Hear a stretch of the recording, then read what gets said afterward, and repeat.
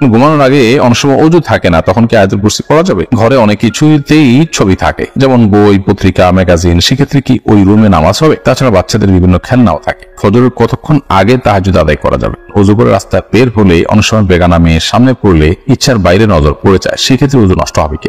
আমার বাবার কবরের উপর কয়েকটি কবর হয়েছে, আমি কি সেই কবর জিয়ারত করতে পারবো? আযান শেষ হওয়ার আগে কি নামাজ পড়া যাবে? আমার মন মেজাজ সব সময় কেমন যেন খিটখিট হয়ে থাকে, মাঝে মাঝে মানুষের সাথে ভালো কথাও ভালো লাগে না, কি করব? শ্বশুর কিছু দিতে চাইলে নেওয়া যাবে কিনা? প্রশ্নোত্তরের মূল পর্বে প্রবেশ করি। এম কে করিম লিখেছেন, আযান শেষ হওয়ার আগে কি নামাজ পড়া যাবে?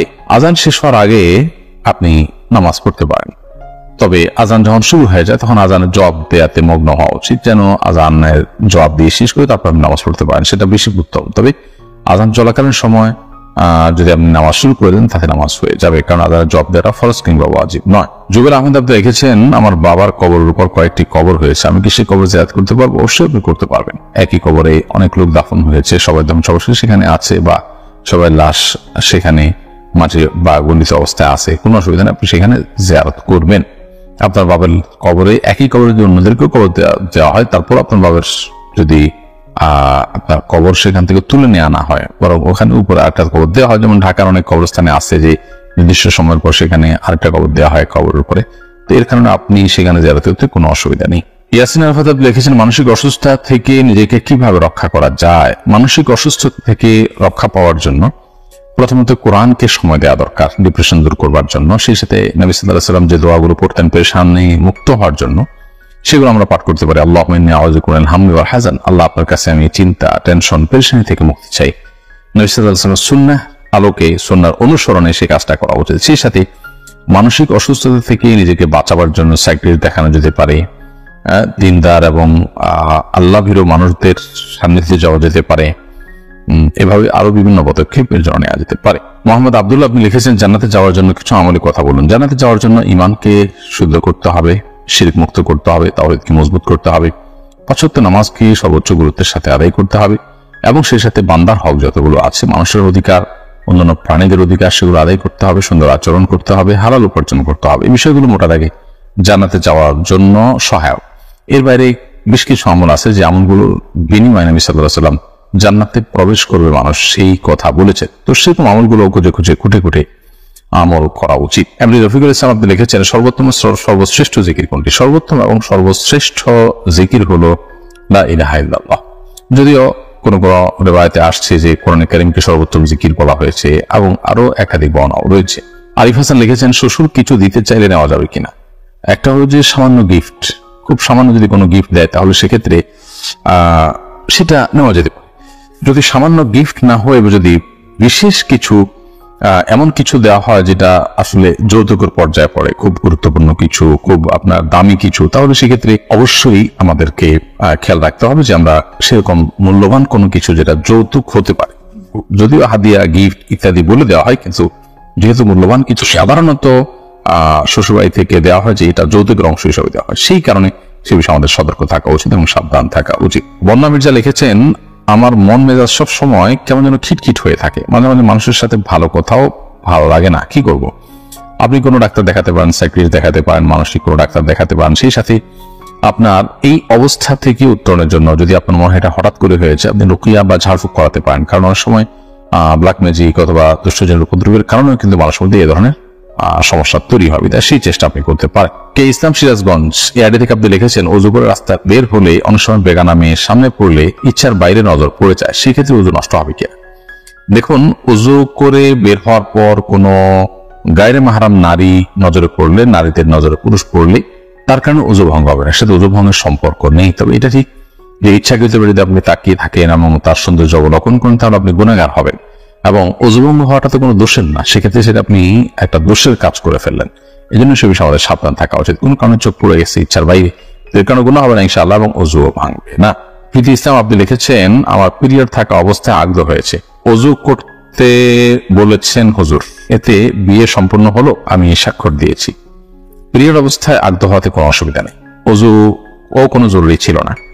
আপনি প্রস্তাবে সম্মত হয়েছেন, অথবা প্রস্তাব দিয়েছেন, সে পাত্রপক্ষ সম্মত হয়েছে, অথবা প্রস্তাবের কথা লেখা আছে সেখানে আমি প্রস্তাব দিচ্ছি, অথবা আমি কবুল করলাম এই কথা লেখা আছে সেখানে আপনি স্বাক্ষর করেছেন, এরকম প্রক্রিয়াতে বিয়ে হয়ে যাবে। আর যদি মুখে কিছুই না বলেন, শুধুমাত্র স্বামীর ঘরে স্বামী, স্ত্রীর ঘরে স্ত্রী আছে, আপনি নিশ্চয়ই চিকিৎসা করুন, তাতে বিয়ে হবে না। এখানে স্পষ্ট বলতে হবে আমি প্রস্তাব দিলাম অথবা আমি কবুল করলাম, এর মাধ্যমে বিয়ে সম্পাদন হবে ইনশাআল্লাহ, এবং পিরিয়ড থাকার কারণে এর কোনো ক্ষতি হবে না, অর্থাৎ বিয়ের আগ্রহ সম্পন্ন হওয়ার কোনো ক্ষতি হবে না।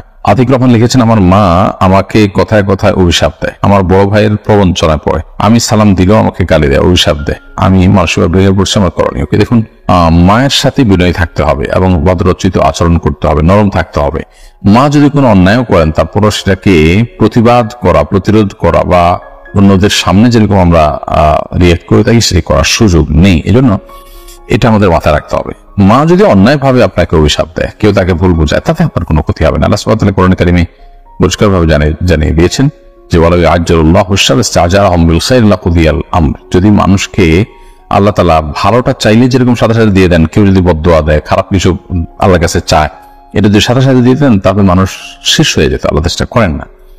যদি রাগের মাথা দিয়ে থাকে অথবা অন্যদের পরিচিত দিয়ে থাকে, ইনশাআল্লাহ সেই অভিশাপ আপনার কোনো ক্ষতি করবে না। শিলা আক্তার লিখেছেন, ঘরে অনেক কিছুতেই ছবি থাকে, যেমন বই, পত্রিকা, ম্যাগাজিন, সেক্ষেত্রে কি ওই রুমে নামাজ হবে? তাছাড়া বাচ্চাদের বিভিন্ন খেলনাও থাকে। বনশিলা, ঘরে বিভিন্ন আসবাবপত্রে যদি প্রাণীর ছবি থাকে, তাহলে সেক্ষেত্রে সেই রুমে, বিশেষ করে এটা প্রকাশ্যে যদি থাকে টাঙানো ইত্যাদি, তাহলে সেখানে নামাজ পড়ে, যেখানে নাই সেখানে নামাজ পড়া উচিত। অথবা ওখানে নামাজ পড়তে বলে সেটিকে যথাসম্ভব ঢেকে কোনো কিছু দিয়ে চাপা দিয়ে তারপরে বা ড্রয়ার ইত্যাদিতে রেখে তারপর নামাজ পড়া উচিত। না হলে এটি মাকরু হবে, তবে সেখানে আসলে নামাজ হবে না এরকম না, নামাজ হয়ে যাবে। এমনি শাহাদুল হোসেন লিখেছেন, আমি প্রস্রাব করে টিস্যু ব্যবহার করার পর টিউবওয়েলে চাপ দিয়ে উযু করার সময় আমার মনে হয় আমার পেশাবের রাস্তার মুখে পেশাব চলে আসে, তবে পুরুষ লিঙ্গ দেখলে কোনো পেশাব দেখতে পাই না, এক্ষেত্রে করণীয় কি? এটা অনেক সময় মানসিক জাস্ট একটা ওয়াসওয়াসা, কুমন্ত্রণার কারণে হয়, একটা বিভ্রান্তির মধ্যে মানুষ থাকে। তো এটা দূরের জন্য নবী সাল্লাল্লাহু আলাইহি ওয়াসাল্লাম আমাদেরকে বলেছেন যে ভিজা হাত দিয়ে ঠিক ওই জায়গাটাতে কাপড়ের উপর থেকে আমরা পানি ছিটা দেওয়া দিই, যাতে করে সংশয় দূর হয়ে যায়, যেগুলো পানি মনে হয়, যেমন পানি দিয়ে ছিটা দিলাম। কারণ এই জাতীয় সংশয়গুলো আমাদের আমল ইবাদতকে অনেক সময় ধ্বংসের দিকে নিয়ে যায়, নামাজে মনোযোগ হয় না, সমনষ্ট হয়, এগুলোকে পাত্তা দেওয়া উচিত না। তবে এর বাইরে পেশাবের সমস্যা থাকলে তো অবশ্যই পেশাবের ডাক্তার দেখানো যাওয়া উচিত। মোহাম্মদ রাশিদ সারিয়া লিখছেন, ফজরের কতক্ষণ আগে তাহাজ্জুদ আদায় করা যাবে? ফজরের ওয়াক্ত হওয়ার ঠিক আগ মুহূর্ত পর্যন্ত তাহাজ্জুদ আদায় করতে পারবেন, তবে সেটা যতটা আগে হবে, বিশেষ করে রাতের 1/3 ফজরের ফরজ নামাজের অন্তত 5-10 মিনিট আগে করতে পারলে ভালো হয়, কিন্তু ফজরের নামাজের ওয়াক্ত হওয়ার ঠিক আগ মুহূর্ত পর্যন্ত আপনি সেটি পড়তে পারবেন। আব্দুল সাত্তার লিখেছেন, ঘুমানোর আগে অনেক সময় ওযু থাকে না, তখন কি আয়াতুল কুরসি পড়া যাবে? অবশ্যই পড়া যাবে। আয়াতুল কুরসি পড়ার জন্য ওযু করা জরুরি না, মুখস্থ তেলাওয়াত করতে হলে ওযু আবশ্যক না, বিধায় আপনি অবশ্যই ঘুমানোর আগে ওযু না থাকলে আয়াতুল কুরসি কেন 3 কুল কোরআন কারীমের অন্যান্য সূরাও আপনি পাঠ করতে পারবেন।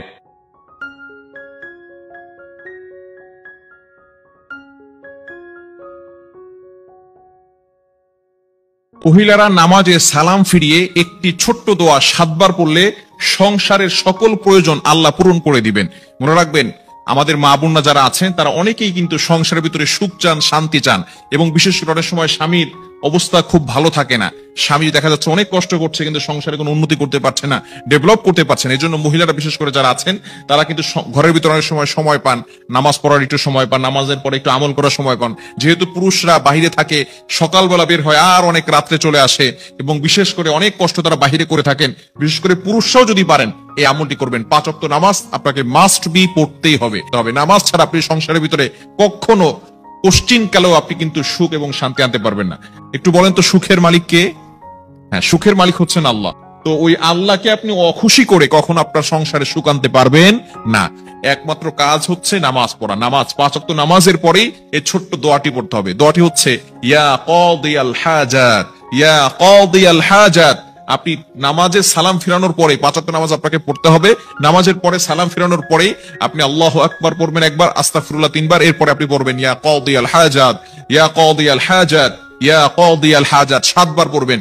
এভাবে যদি আপনি আমল করতে পারেন, ইনশাআল্লাহ আপনার ঘরে যত প্রয়োজন আছে, আপনি কেমন যেন আল্লাহ তাআলার কাছে প্রয়োজনের কথা বলতেছেন, যত প্রয়োজন আছে সকল প্রয়োজনগুলো আল্লাহ পাক রব্বুল আলামিন নিজে পূরণ করে দিবেন। বিশেষ করে নামাজের পরে দোয়া করলে দোয়াগুলো কবুল হয়। আমরা অনেকে দোয়া করতে চাই না, অনেকে আমল করতে চাই না। নামাজ পড়ার পরেই অনেকে আছে নামাজ পড়ে, নামাজ পড়ার পরেই কিভাবে যত তাড়াতাড়ি মসজিদ থেকে বের হওয়া যায় এটা অনেকে করে, খবরদার। আপনি কিছু আমল করার চেষ্টা করবেন, ইনশাআল্লাহ আল্লাহ তাআলা সংসারের ভিতরে সুখ শান্তি বৃদ্ধি করে দিবেন, প্রয়োজনগুলো আল্লাহ তাআলা মিটিয়ে দিবেন। আমাদের অনেক প্রয়োজন আছে, অনেকে অভাবের ভিতরে আছেন, অনেকে কষ্টের ভিতরে আছেন, ঘরের ভিতরে শান্তি নাই, শান্তির প্রয়োজন।